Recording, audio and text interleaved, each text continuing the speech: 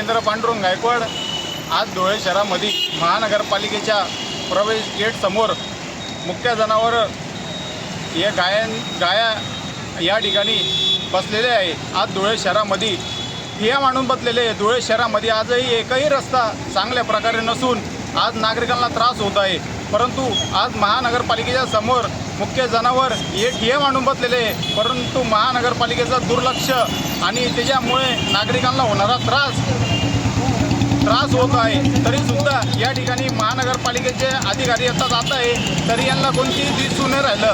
कारण की आज नागरिकांना एकही रस्ता चांगल्या प्रकारे नाही, रस्त्यावरनं गटरीचं पाणी वाहू राहिलं, कुठं पावसाळा चालू झालेला आहे, कुठं मोठे खड्डे आहे। एकही धुळे शहराचा आता 2 दिवसा पहिले कोणीतरी घोषणा केली होती, धुळं सुंदर व स्वच्छ सुंदर अशी घोषणा केलेली होती, परंतु ते घोषणेचा कोणत्याही प्रकारचा काही फरक पडलेला नाही।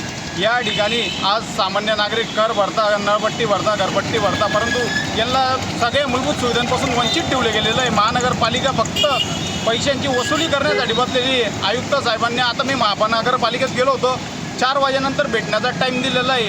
असा कोणता लोकशाही कायदा चालू झालेला आहे? अधिकारी भेटण्याचा टाईम जनतेला देऊ राहिला म्हणजे तुम्ही त्याला टाईमच देऊ नाही शकत आहे, अशी परिस्थिती निर्माण झाली आहे।